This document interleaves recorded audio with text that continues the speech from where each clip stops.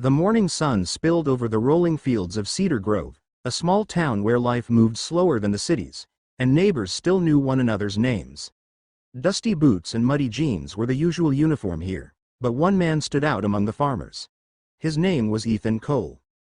To the townsfolk, Ethan was quiet, unassuming, and always working his land. He was the man you'd see at dawn, pushing an old wheelbarrow, straw hat pulled low, shirt worn thin from years of labor. Nobody asked much about him, because in their eyes, he was just another farmer. But Ethan held a secret. Beneath that simple appearance, he was one of the wealthiest men in the state.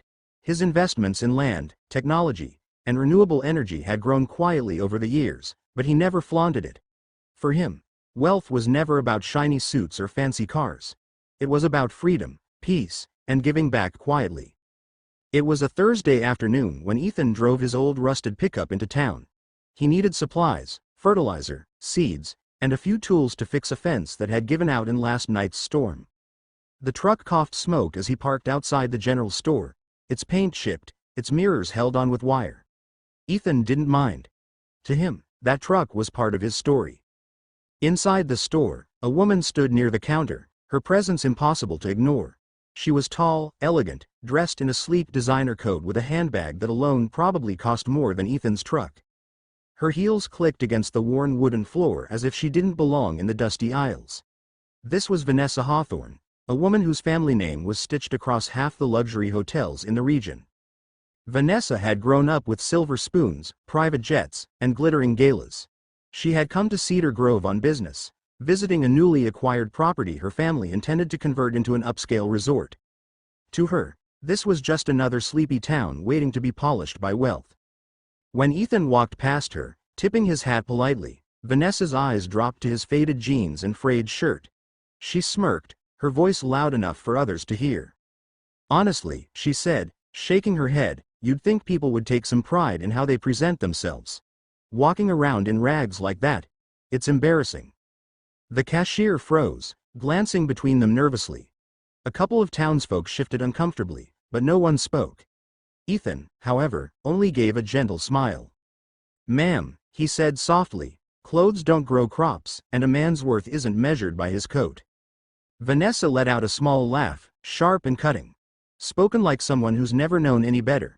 "You see, in the real world, appearance is everything." Ethan didn't argue. He simply paid for his supplies, thanked the cashier, and walked out, the doorbell jingling behind him. The very next day, a storm rolled over Cedar Grove. Heavy rains and winds tore through the valley, flooding roads and toppling power lines. The little town found itself in chaos. Vanessa, who had been staying at a countryside estate her family recently purchased, tried to drive back to the city in her luxury SUV. But the sleek vehicle, built for city streets rather than country mud, didn't make it far. Within miles, her tires spun helplessly in the flooded road. She was stranded, rain slamming against the windows, cell service flickering in and out. Hours passed. Darkness crept in. Fear began to gnaw at her confidence. The elegant coat was no shield against the cold damp seeping in. For the first time in a long time, Vanessa Hawthorne felt helpless. That's when headlights appeared in the storm. An old, dented pickup pulled alongside her. The window rolled down, and through the rain, she recognized the same man she had mocked the day before. It was Ethan. "You look stuck," he called over the downpour, voice calm as ever. Vanessa's pride flared for a moment, but desperation won out. "Yes," she admitted, shivering, "my car, it won't move. Can you help me?" Ethan nodded. "Hop in. I'll take you somewhere warm, we'll deal with the car later." Inside his truck, the heater rattled and squeaked, but it worked. Ethan handed her a spare jacket from the back seat. It smelled faintly of hay and pine, but it was warm. Vanessa hesitated before slipping it on. For the next hour, Ethan navigated the storm with practiced ease, steering the truck down back roads only locals knew. Finally, he pulled into a farmhouse. His farmhouse. The lights glowed warmly against the dark, and the smell of fresh bread drifted from the kitchen. Inside, Vanessa was greeted by something she hadn't expected: kindness. Ethan's teenage daughter, Lily, rushed to bring her a towel and hot tea. The dog wagged its tail, nudging Vanessa's hand. The fireplace crackled as Ethan placed more logs inside. Vanessa looked around, astonished. The farmhouse was modest, but everything radiated warmth and care. Handcrafted shelves lined with books, family photos framed on the mantel, quilts neatly folded on the couch. "How do you live like this?" she whispered without realizing she'd spoken aloud. Ethan glanced at her, amused. "With gratitude. That's the secret." The storm raged for 2 days.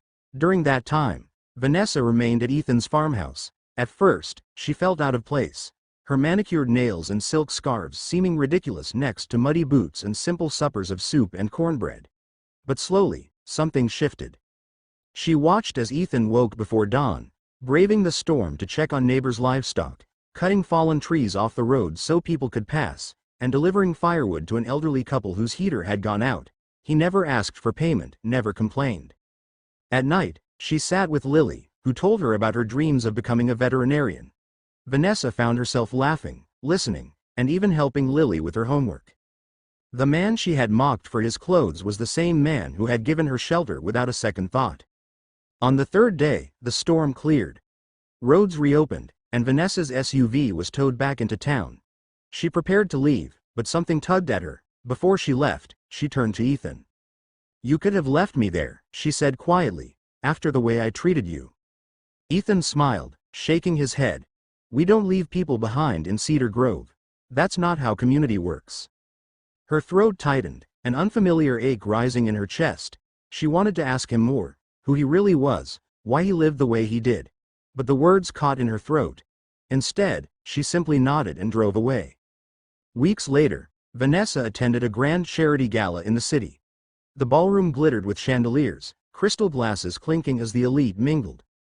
As part of her family's company, she was expected to network, smile, and carry the Hawthorne legacy with pride. Then, the host of the evening stepped onto the stage. "Ladies and gentlemen," the announcer said, "please welcome our keynote speaker, philanthropist and investor, Mr. Ethan Cole." The room erupted in applause as Ethan, dressed in a tailored suit, walked onto the stage. Vanessa froze, her glass nearly slipping from her hand. The same man she had mocked for his old clothes now stood before hundreds of millionaires and billionaires, commanding the room with quiet authority. Ethan spoke not of profits, but of community, sustainability, and lifting others up. He pledged millions toward rural schools, hospitals, and renewable energy projects. His words carried weight, but his humility made them unforgettable. As the crowd gave a standing ovation, Vanessa's eyes filled with tears. She realized the truth. Ethan had never been poor. He had simply chosen to live humbly, valuing people over appearances, compassion over pride. And she, with all her wealth and polish, had failed to see the richness of his character until it was laid bare. When Ethan stepped down from the stage, their eyes met across the room. For the first time, Vanessa didn't see a farmer in ragged clothes or a billionaire in a suit. She saw the man who had saved her, not just from a storm, but from herself, and something inside her changed forever.